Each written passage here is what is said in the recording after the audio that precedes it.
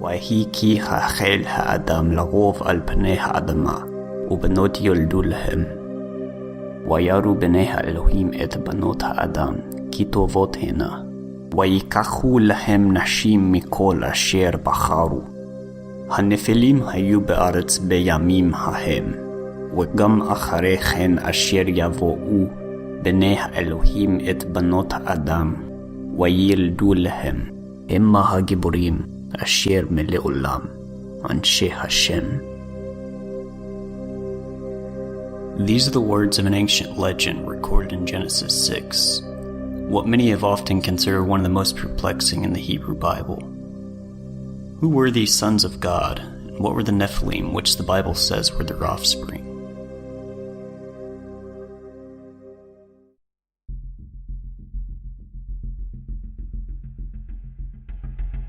Among the civilizations of the ancient Near East, Mount Hermon, located just north of Israel on the border of Syria and Lebanon, was revered for its mythology and sacredness. In Semitic, its very root haram means taboo or consecrated. Containing at least 30 cult sites, its summit, called in Arabic Qasr Antar, was the highest temple of the ancient world. It was therefore archaeologically monumental when, in 1869, one of Europe's earliest pioneers in biblical archaeology reached its summit to take detailed notes of his observations. That man was Sir Charles Warren, who, in addition to an extensive military career, served as London's famed chief of police during the Jack the Ripper murders. Most notably, upon the peak of this most sacred mountain, Warren would uncover a stele of grey limestone, cut with a Roman period Greek inscription. The stone, which stood outside a temple dedicated to the god of the mountain, reads, "According to the command of the greatest and holy God, Oi Omnuantes, those who take an oath, or those of oath, proceed."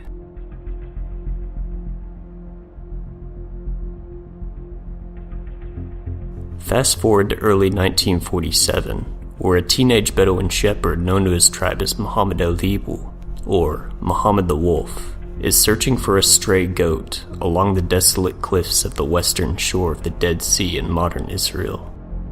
It is said that, believing his animal to have taken shade in one of the region's caves, he begins throwing stones into them, but instead of the bleat of a goat, the distinct sound of shattering pottery emerged from within its black depths.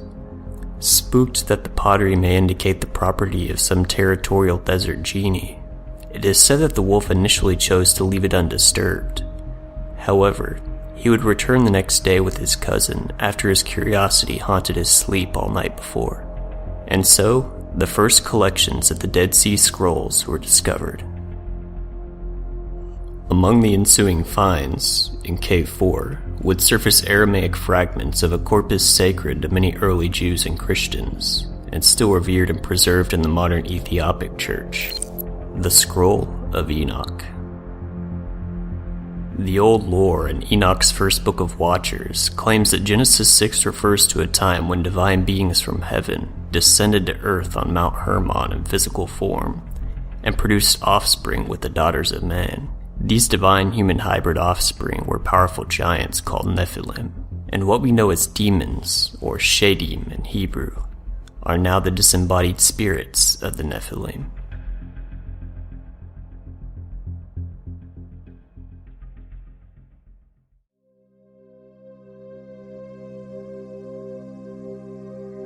Where the Hermon summit inscription commands initiates to be bound by an oath before entering, it is said that the entities who descended on Hermon also said, "Let us all swear an oath, and all bind one another that we shall not any of us turn aside from this council until we do this deed." Then they all swore together and bound one another by imprecations.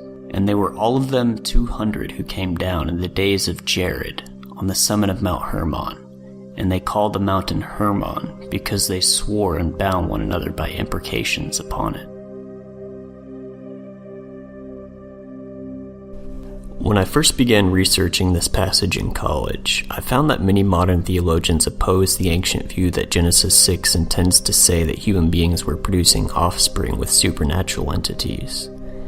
Believing the Enoch corpus to be a fanciful Jewish misinterpretation, those who oppose the supernatural view usually believe that the sons of God refer to human rulers, and that the Nephilim were simply a bloodline of thoroughly human fallen warriors.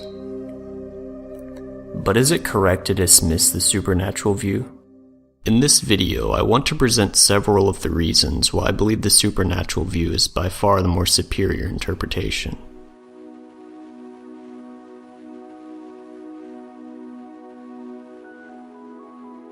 The natural place to begin with the identity of the Nephilim is the etymology of the term. The vast majority of academic dictionaries routinely explain this word as the masculine plural form of the Hebrew verb nephal, which means to fall, in other words, the fallen ones. But the linguist Michael Heiser has pointed out a problem for this view. The word Nephilim occurs 3 times in the Bible. In 2 of these cases, a stem of nun, fe, lamed, for to fall, makes intuitive sense. But in Numbers 13:33, there's a complication with this etymology. There the word is spelled with an extra yod in its center. Biblical Hebrew had no symbols for vowels, so sometimes consonants that double as vowels, like the letter Y, could be used to clarify the presence of a vowel pronunciation in a spelling. In this variant spelling in Numbers 13, we see a scribal gloss, indicating the base word of Nephilim was originally pronounced with a long E. This means that the word Nephilim can't be derived from a verb like to fall, because verbal forms in Hebrew are never spelled this way. The masculine plural participle of nephal is patterned with a long O instead of an E. There is, however, an alternative root that does conform to the variant spelling, the Aramaic noun naphil. This Aramaic root contains a middle yod and would therefore resolve the morphological problem, but does its meaning provide explanatory power? The Aramaic word naphil means giant. This etymology is powerfully supported by the fact that Jewish texts from the intertestamental period consistently translate the Nephilim with the Greek word gigantes. Notice also the gigantism of the Nephilim tribes in the Bible, for example, Numbers 13:32-33. All the people we saw in the land are of great height, and there we saw the Nephilim, the sons of Enoch, who came from the Nephilim, and we were in our own sight as grasshoppers, and so we were in their sight. It makes little sense that regular human rulers would produce giant bloodlines. However, the gigantism of the Nephilim coheres well with the view that they were fathered by divine beings. Additional support for the divine interpretation comes from the virtually unanimous witness of early Jewish interpretation in general, but I will focus here only on the New Testament, particularly Jude 6-7 and 2 Peter 2:4. Both of these passages reference rebellious angels kept in chains under gloomy darkness until a day of judgment. But how can we know that Peter and Jude here are referring to the angels being punished for the sort of crimes described in Enoch? First, the Greek word hell in 2 Peter is not the expected word Hades or Gehenna, but the strange word Tartarus, which occurs nowhere else in the New Testament. As David Bartlett writes, this term was used in Greek mythology to describe, quote, the lowest part of the underworld, where the Titan giants were kept in chains by Greek gods for their rebellion against them. Pearson's study confirms this is certainly the correct background for this passage, because the odd reference to these angels being bound in chains and in gloomy darkness occurs in conceptual and linguistic parallel in Hesiod's description of the Titan's imprisonment. Ancient Jewish authors drew a direct parallel to the old Greek myth that the Titans were chained within the underworld, and the tradition about the same happening to the Watchers. Enoch especially makes this connection to the Greek myth explicit in its telling of the legend. So when Peter and Jude relate the sin of these angels to the Greek concept of these entities being bound in Tartarus, they are showing that they hold to the old tradition shared by Enoch. This should come as no surprise, considering Jude especially has been shown to be heavily reliant on themes and terms found in Greek Enoch, and even approvingly quotes Enoch by name in chapter 14. Observe again Jude 6-7. And the angels, who did not stay within their own position of authority, but left their proper dwelling, he is kept in eternal chains under gloomy darkness until the judgment of the great day, just as Sodom and Gomorrah and the surrounding cities, which like them, totois, indulged in sexual immorality and pursued unnatural desire, serve as an example by undergoing a punishment of eternal fire. Does the phrase "which likewise indulged in sexual immorality" refer back to the cities surrounding Sodom and Gomorrah, or is its antecedent the angels? In Greek, the gender and number of the pronoun totois is masculine plural.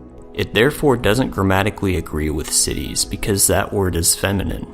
However, totois corresponds in number and gender to the term for angels, making it the only candidate as the antecedent. These angels were punished in Jude's mind for sexual immorality.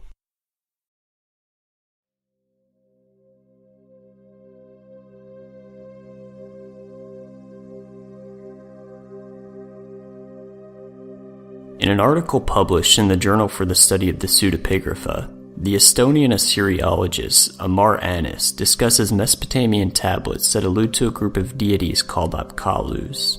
In Babylonian myth, before the Great Flood, these creatures were believed to have first delivered culture and civilization to humanity. Often in Babylonian buildings, little statues of these Apkallu were placed in deposits of brick, under pavement and flanking walls and gates.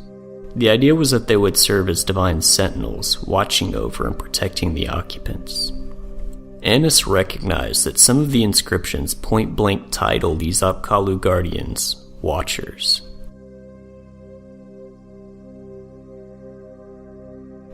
The Watchers are not just found in extra-biblical books like Enoch, but in Daniel 4:13 and 4:17, the Babylonian king Nebuchadnezzar reports visions he had of a, quote, watcher descending from heaven, and the Aramaic of verse 17 likewise pairs the decree of these watchers with the decree of the Kadashin, the Holy Ones, one of the most common titles for the heavenly sons of God.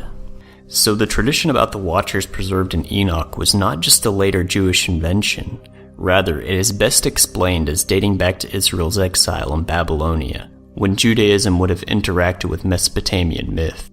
This is no surprise considering Genesis 6 immediately commences with the flood story, which likewise shows literary awareness of the Mesopotamian flood legend. Where mainstream Babylonian religion casts these entities as good benefactors of humanity, the Bible takes a position that they were corrupters of it, that motivated God's bringing of the flood. So, the supernatural interpretation is supported by the gigantism of the Nephilim in the Bible. It is the view taken by the New Testament authors. And now, we have contemporaneous inscription evidence demonstrating the Mesopotamian context of the legend, and the title, Watchers.